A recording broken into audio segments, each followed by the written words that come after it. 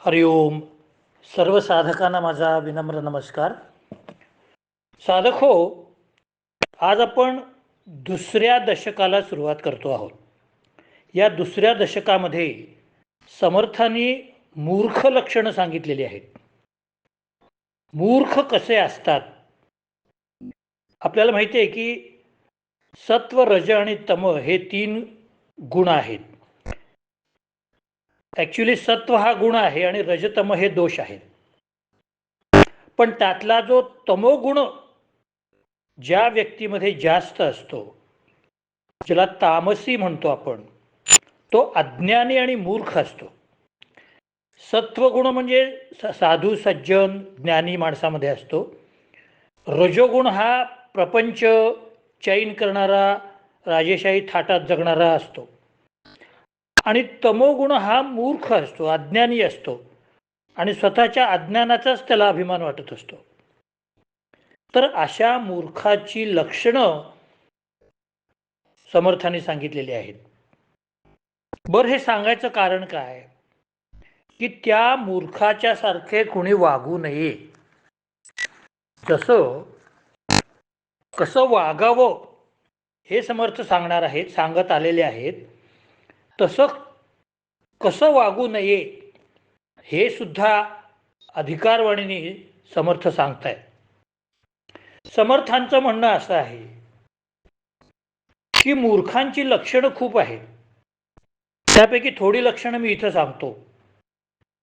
आणि ते पुढं म्हणतात, एक मूर्ख एक पडत मूर्ख, उभयलक्षणी कौतुक, श्रोती सादर विवेक केला पाहिजे.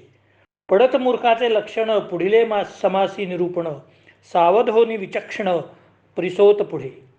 आता प्रस्तुत विचारस लक्षणे सांगता अपर, परी काही एक तत्पर होऊन ऐका.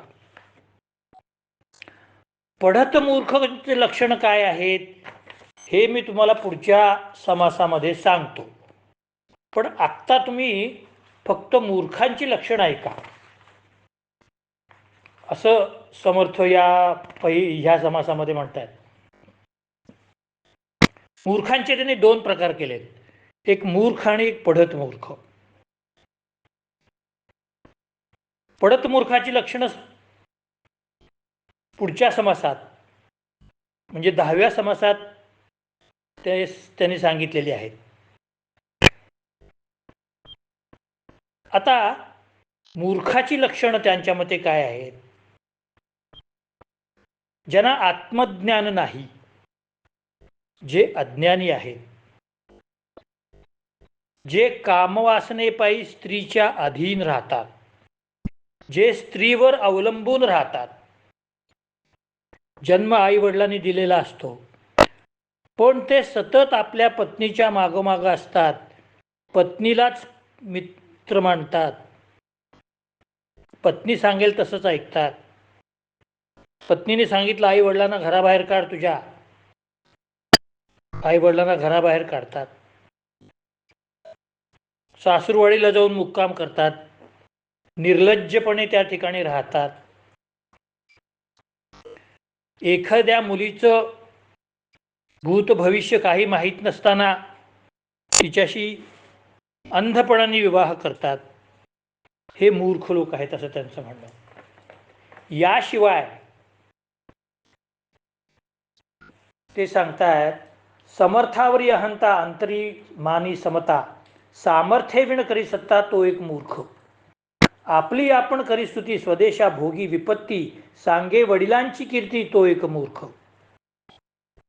बघा ते काय म्हणतात, जो मनुष्य अहंकारी आहे, विनाकारणच बडाया मारतो.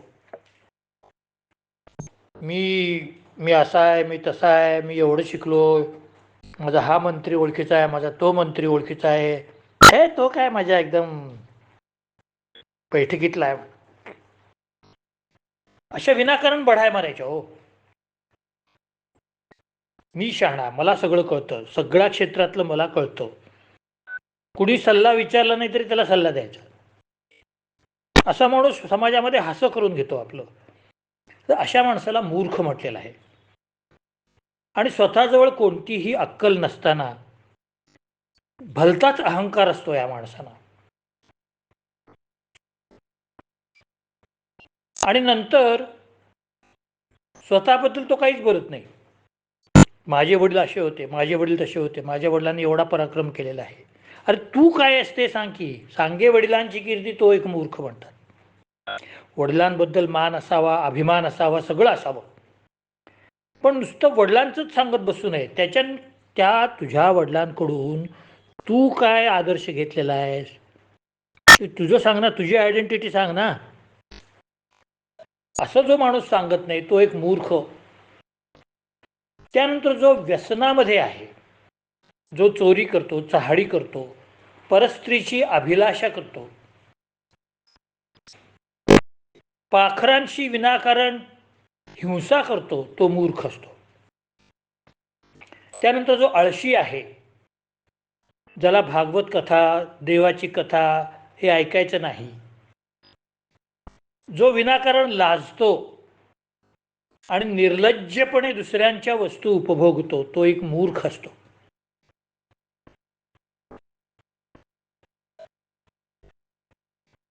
असा ज्याला परमार्थाचं ज्ञान नको आहे,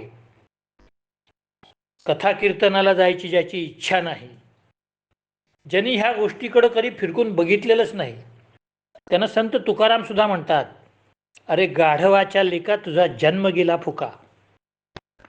म्हणजे सगळ्या संतांना अशा लोकांबद्दल चीड आहे. ते शांतपणाने आपली चीड अशा ग्रंथामधून व्यक्त करतात. सगळ्या संतांनी असं केलेलं आहे. वेगवेगळ्या पद्धतीने त्यांनी अज्ञानी लोकांवर ताशेरे झाडलेले आहेत. ह्याच्यामध्ये त्यांची कळकळ आहे ती आपण लक्षात घेतली पाहिजे. त्यांना काय अज्ञानी लोकांबद्दल कॉमेंट्स करायच्या म्हणजे त्यांना ती काय अभिमानास्पद गोष्ट वाटत नाही. अशा मूर्ख लोकांपासून तुम्ही लांब राहा, त्यांना ज्ञान मिळवायचं आहे त्यांनी, हा पहिला हेतू. आणि शक्य झालं तर या मूर्ख लोकांना समजावून सांगा आणि त्यांना शहाणे करा. जे जे आपण असे ठावे ते इतरांना सांगावे, शहाणे करून सोडावे सकळ जन. समर्थाने म्हटलेलं असंच. अशी मूर्ख माणसं जर तुमच्या हातात सापडली तर त्यांनाही शहाणं करायचा प्रयत्न करा, म्हणजे जगात बरेचसे लोक शहाणे होतील. आणखी काय मूर्खाची लक्षणं सांगतात बघा. जो श्रेष्ठ माणसाची सलगी करतो विनाकारण, पण त्या माणसाने जर चांगल्या गोष्टी सांगितल्या, बाबा रे असं करू नकोस, असं वागू नकोस, तर चिडतो आणि कंटाळतो, तो मूर्ख समजायचा. जो मर्यादा सोडून वागतो तो मूर्ख समजायचा. म्हणजे चार शहाणे लोक बसले, त्यांच्यावर काहीतरी गंभीर चर्चा चालू आहे कुठल्या तरी विषयावरती, ज्ञानी लोक आहेत, तिथं मध्ये जाऊन बसायचं आणि काहीतरी खोळ्यासारखं बोलायचं, अनाहूत सल्ला द्यायचा विनाकारण. मग ते त्याचं हास्य होतं.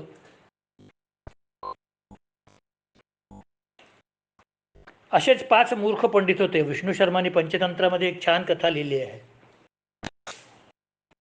असे 4 मित्र मूर्ख होते. त्यांनी पुस्तकी ज्ञान संपादन केलं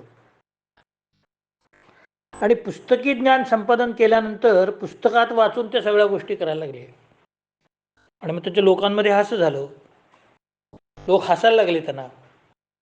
काही गोष्टी ह्या व्यावहारिक सचोटीवर घासून पाहाव्या लागतात. सगळ्या गोष्टी पुस्तकात दिलेल्या नसतात. अशा लोकांना पढत मूर्ख म्हटलेलं आहे त्याने. याशिवाय समर्थ सांगतायत, नीच याती सांगाती परांगणेसी एकांत, मार्गे जाय खात खात तो एक मूर्ख. स्वयं नेणे परोपकार, उपकाराचा अनुपकार, करी थोडे बोले फार तो एक मूर्ख. तपिळ खादाड आळसी, कुश्चिळ कुटिल मानसी, धारिष्ठ नाही जयापासी तो एक मूर्ख.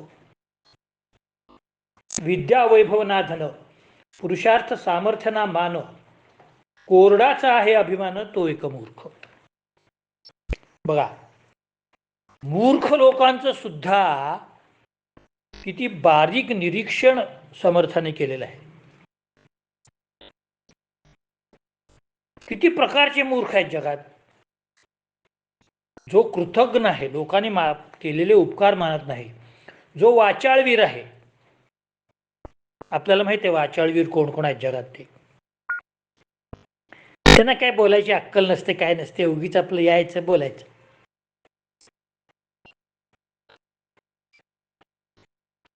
आहे समोर माईक म्हणून बोलायचं. असे वाचाळवीर खूप आहेत सगळ्या क्षेत्रात. राजकारणात तर आहेत, पण बाकीच्या क्षेत्रातही कमी जास्त प्रमाणात आहे. ज्याला दुष्ट बुद्धी आहे, जो डरपोक आहे, निर्लज्ज आहे, व्यर्थ अभिमानी आहे, उगीच अभिमान बाळगत स्वतःबद्दल, अहंकार, कशात काय नसते, तापट आहे, शॉर्ट टेम्पर, आळशी आहे, कुणावरही उपकार करत नाही, असा मूर्ख समजावा. ज्याच्या अंगात धैर्य नाही, मारे बढाया मारतो. अगोदर त्या महाभारतामध्ये विराट राजाचा मुलगा उत्तर कुमार, त्याने पण असं, जेव्हा विराट राजावरती कौरवाने हल्ला केला, तेव्हा उत्तर कुमार नावाचा एक मुलगा होता विराट राजाला, तो असं बालिश बहुबायकात बडबडला. मोरोपंत वर्णन करतात. बायकांमध्ये त्यांनी भरपूर शड्डू मारला. हे बघ आता मी कशी लढाई करतो, असं करतो, ह्याला मारतो, त्याला मारतो. आणि प्रत्यक्ष रणांगणावर गेल्यावर अर्जुन त्याचं सारथ्य करत होता. अजून बृहन्नडेच्या वेशातच होता अर्जुन. आणि तिथं गेल्यानंतर उत्तर कुमार थरथर थरथर कापायला लागला. तो म्हणला, अर्जुना चल घरी, पळ लवकर चल. तो म्हणलं, का रे, लढाई कर ना, तू राजपुत्र आहेस, तुझं काम आहे हे, आपल्या राज्यावर स्वारी झालेली आहे. पण तो रथात न उतरला. मोरोपंतांनी फार छान वर्णन केलंय. तो काही न देता उत्तर दिशेकडे चालला. म्हणजे हा उत्तर कुमार, त्याने अर्जुनाला काही उत्तर दिलं नाही, ही हॅज नॉट रिप्लाइड. आणि काय केलं, उत्तर दिशेकडे चालला तो, म्हणजे पळून चालला. मग त्यावेळेला अर्जुनाने स्वतःची बृहन्नडीची वस्त्र टाकली आणि त्याला सारथी विराट राजाचा मुलगा तो उत्तर कुमार, त्याला सारथ्य करायला लावलं आणि स्वतः अर्जुन लढला आणि कौरवांच्या सेनेला पळवून लावलं. कर्णाचा त्या ठिकाणी पराभव केला तुम्ही. म्हणजे अशा लोकांना समर्थाने मूर्ख म्हटलेलं आहे, जे खादाड असतात, ज्यांच्याकडं विद्या नाही, वैभव नाही, धन नाही, पराक्रम नाही, ज्यांना कोण गल्लीतलं कुत्र सुद्धा विचारत नाही, पण तरी सुद्धा उगीच छड्डू मारायचं. मी शाणा, माझा मान, माझा अपमान, मला विचारलं नाही. अरे तुला गल्लीतलं कुत्र विचारत नाही तर कोण विचारणार तुला? त्यानंतर जो उद्धट आहे, जो खोटा आहे, लबाड आहे, दुराचारी आहे, निर्लज्ज आहे,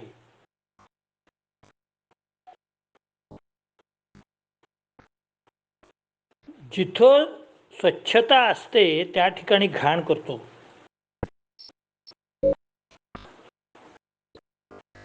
स्वच्छ राहत नाही, तो मूर्ख समजावा. आणखीन एक फार महत्वाचा पॉइंट त्यांनी सांगितलेला आहे. वैधृती आणि भीतिपात नाना कुमुहूर्ते जात, अपशकुने करी घात तो एक मूर्ख. क्रोधे अपमाने कुबुद्धी, आपणास आपणवधी, जयास नाही दृढ बुद्धी तो एक मूर्ख.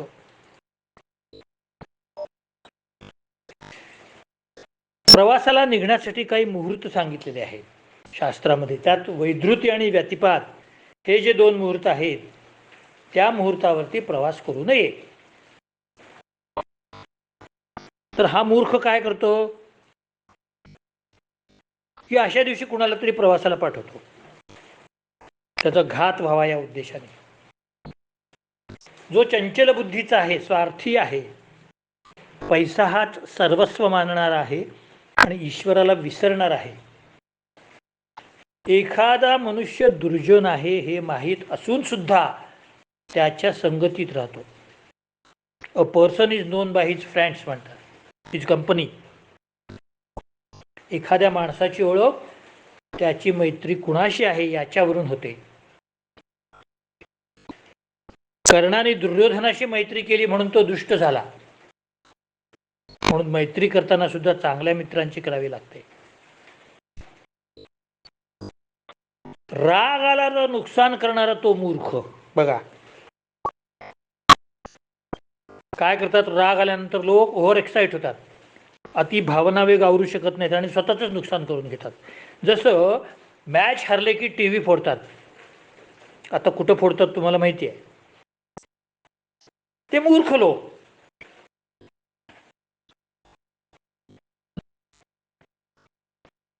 अपमान झाला की आत्महत्या करतो तो मूर्ख. बघा समर्थांनी आत्महत्येचं समर्थन केलेलं नाही.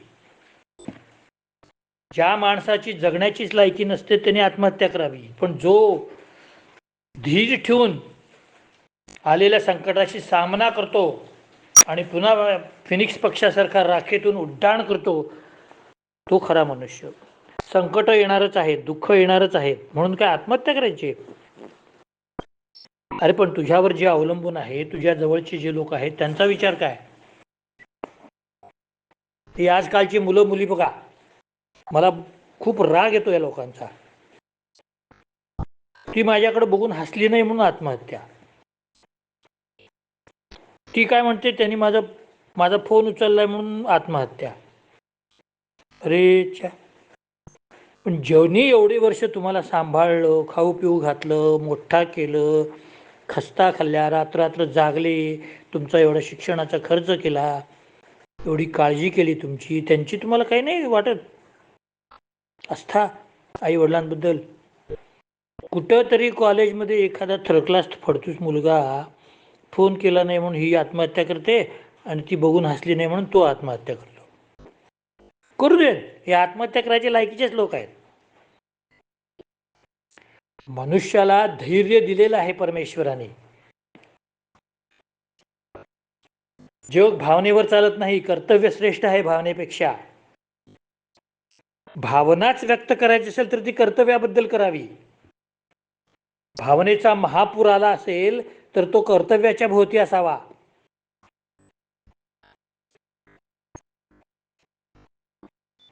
तुम्हाला मी डॉक्टरांचं उदाहरण देतो.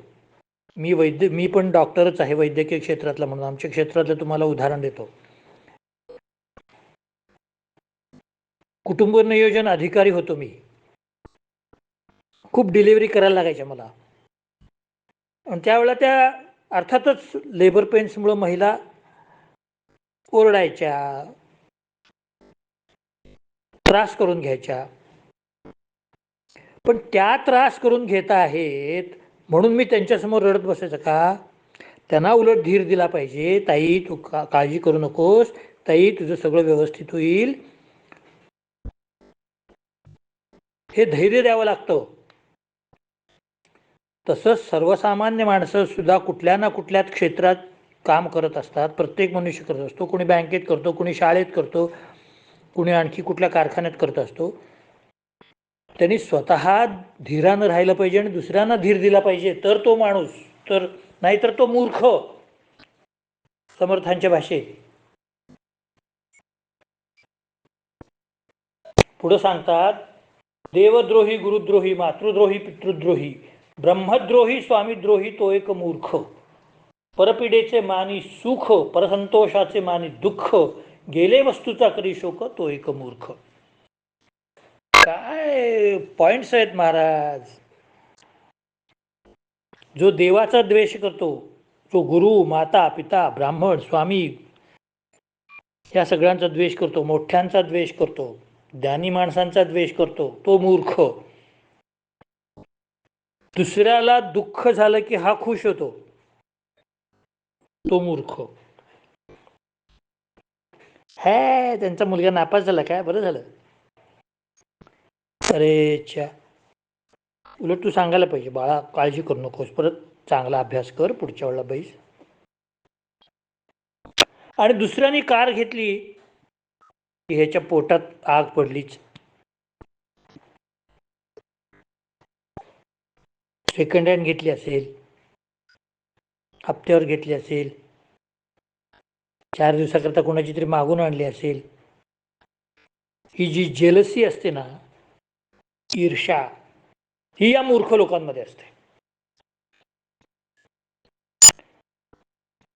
आणि बोलताना कुणाबद्दल आदर्श ठेवायचा नाही हो, अशालाही मूर्ख म्हटलेलं आहे पुढं समर्थाने. एखाद्या माणसाशी बोलताना मोठे आहेत आपल्यापेक्षा, अहो साहेब, सर, दादा, काका, मामा, हे म्हाताऱ्या असं म्हणायचं. कसं वाटेल? आजोबा कसे आहात?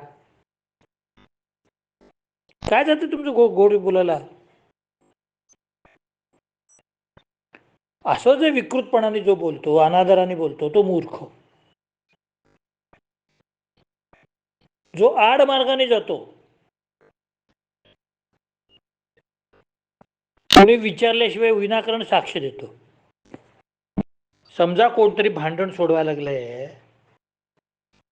हा तिकडे जाणार मुद्दाम, त्याला काही माहीत नसतं बरं का भांडणातलं, आणि विनाकारण तिचे नाही नाही ह्यानी तरी खोडी काढली. अरे तुला कोण विचारलंय कोणी खोडी काढली ते? अशा प्रकारे अनाहूतपणे साक्ष देणाऱ्या माणसाला सुद्धा याने मूर्ख म्हटलेलं आहे. आणखीन मूर्खाची लक्षणं बघा काय सांगतायत. तस्कराशी ओळखी सांगे, देखील वस्तू तेची मागे, आपले अनहित करी रागे तो एक मूर्ख. हीन जनाशी बराबरी, बोले बोले सर्वोत्तरी, वामहस्ते प्राशन करी तो एक मूर्ख.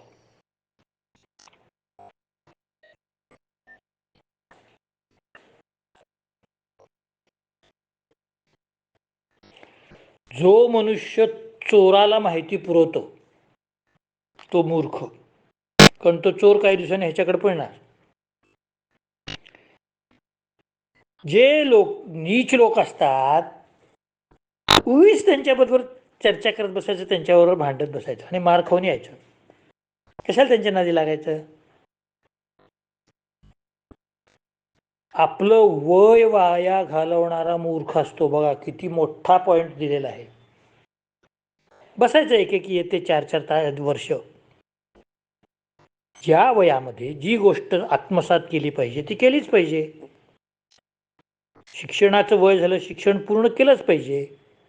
त्यात वय वाया घालवून चालत नाही, परत गेलेला काळ येत नसतो. हे ज्याला कळत नाही तो मूर्ख. कुणावरही विश्वास ठेवायचाच नाही असा एक मूर्ख. आणि ही जी मूर्ख माणसं असतात त्यांची समाजात कशी स्थिती होते बघा.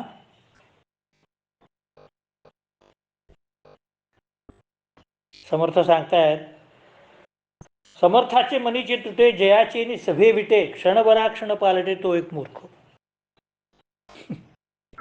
असा जो मूर्ख माणूस असतो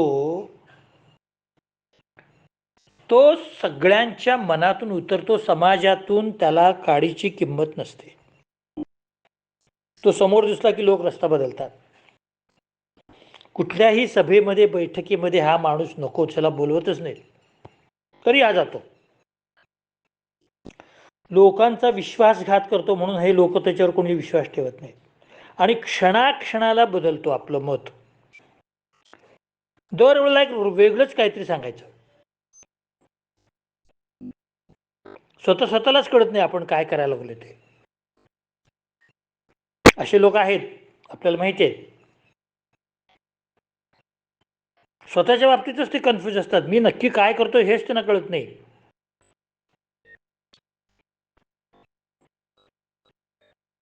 एकदा राजकारण करतील, एकदा एका गटाची बाजू मांडतील, एकदा दुसऱ्या गटाची बाजू मांडतील, एकदा जातीयवाद करतील, एकदा हे मला राजकारणातलं काय कळत नाही म्हणतील, एकदा कुठले तरी तिसरेच डावपेच टाकतील. आपलं ध्येय काय आहे, आपण काय करायला लागलेलो आहे, आपली दिशा काय चाललेली आहे,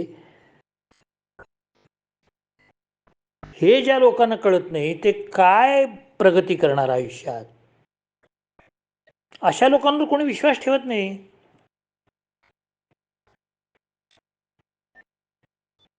नेता अगोदर कणखर पाहिजे. नेत्याच्या नेतृत्वात जेव्हा नेभळटपणा असतो तेव्हा अनुयायींचे आयुष्य मातीमोल होतात. नेणारा तो नेता असतो, त्याच्या मागे अनुयायी असतात. नेताच जर मूर्ख असला तर अनुयायी पण मूर्ख होतात, नाही तर जे शहाणे असतात त्यातले ते त्याला सोडून जातात.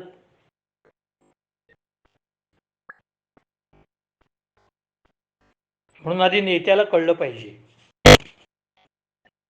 समर्थाने हेच सांगितलंय, क्षणाक्षणाला ज्याचं मन बदलतो तो मूर्ख, आणि सारखे जो नोकर बदलतो. समजा एखादा मूर्ख माणूस श्रीमंत आहे, लक्ष्मी मूर्ख माणसांकडं असते, तर असे मूर्ख माणूस श्रीमंत असतात पण ते सारखं नोकर बदलतात. त्यांना वाटतं हे मी म्हणजे काय, नोकर बदलणं म्हणजे त्यांना एक लक्झरियस वाटतं.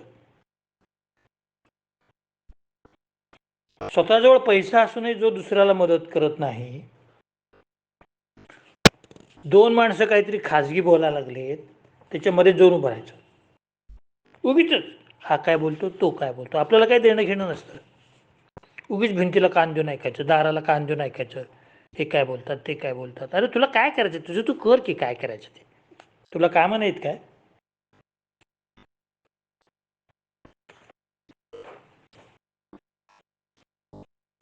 शहाण्याचा नोकर व्हावं पण मूर्खाचा मालक होऊ नये असं म्हणतात. शहाण्या माणसाचा जर नोकर झालो तर काही चांगल्या गोष्टी आपल्या कानावर पडतील, पण मूर्ख माणसाचा जर मालक झालो आपण तर आपल्याला बुद्धिभ्रम होईल.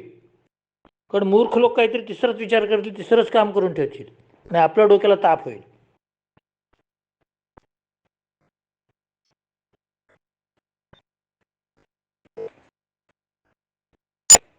आणखी बघा काय सांगतात, परस्त्रीशी कलह करी मुखी वस्तू निघाते मारी, मूर्खांची संगती धरी तो एक मूर्ख. कलह पाहात उभा आहे तोडविना कौतुक पाहे, खरे असता खोटेस आहे तो एक मूर्ख.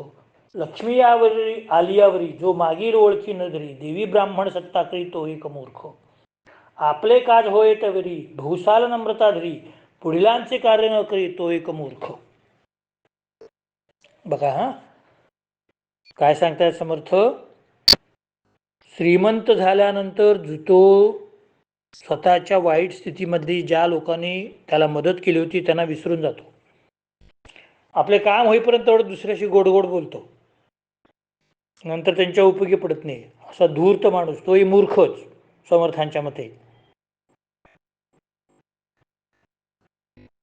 अक्षरे गाळूनी वाची का ते घाली पदरीची, निगान राखी पुस्तकाची तो एक मूर्ख. जो पुस्तक वाचताना मधली मधली अक्षर गाळतो आणि आपल्या स्वतःचीच मनाची अक्षरं घालतो आणि पुस्तकाची निगा ठेवत नाही, तो मूर्ख समजावा. संस्कृतमध्ये एक फार छान सुभाषित आहे. पुस्तक काय म्हणतं, तैलात रक्षेत जलात रक्षेत रक्षेत शिथिल बंधनात, मूर्ख हस्ते न दातव्यम एवं वदती पुस्तकम. पुस्तक काय म्हणतं, तैलात रक्षेत माझं तेलापासून रक्षण कर, म्हणजे तेलापासून मला दूर ठेव. जलात रक्षेत पाण्यापासून मला दूर ठेव. रक्षेत शिथिल बंधनात माझं बाइंडिंग चांगलं कर, शिथिल सैल बांधणी ठेवू नकोस. आणि शेवटचं महत्वाचं काय कर, मूर्ख हस्ते न दातव्यम, मूर्ख माणसाच्या हातात मला देऊ नकोस बाबा. कारण तो काय करेल, एक तर नीट वाचणार नाही, अर्धवट वाचेल, कुठेतरी फेकून देईल, नीट त्याचं ते काय ठेवणार नाही, कुठेतरी माळ्यावर टाकून देईल, वाटेल तसं फेकून देईल, माझं बर्बाद होईल. हे असं पुस्तक म्हणतं. तेच आता समर्थ या ठिकाणी सांगतायत, नीट पुस्तक वाचायचं नाही, स्वतःच्या मनाची अक्षर घालायची.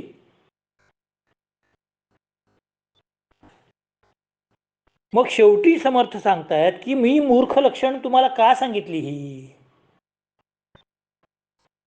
आपण वाचीन करी कोणास वाचाव्या न दे, बांधून ठेवी बंदी तो एक मूर्ख. ऐसी ही मूर्ख लक्षणे श्रवणे चातुर्य बाणे, चित्त देऊन्या शहाणे ऐका सदा. लक्षण आपण अपार असती परी काही येथ यथामती त्यागार्थ बोलिले श्रुती क्षमा केली पाहिजे. उत्तम लक्षणे घ्यावी मूर्ख लक्षणे त्यागावी पुढील समासे आघवी निरोपिले. समर्थ म्हणतात मूर्खांची लक्षणं सांगायचं कारण काय असं तुमच्या मनामध्ये प्रश्न येईल. जे काय सांगायचं ते चांगलं सांगा ना महाराज.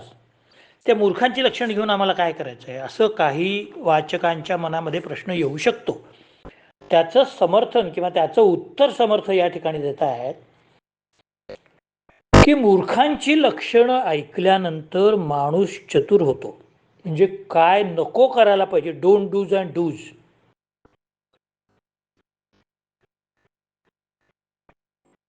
मूर्ख लक्षणं अगणित आहेत, ती त्याग करावा.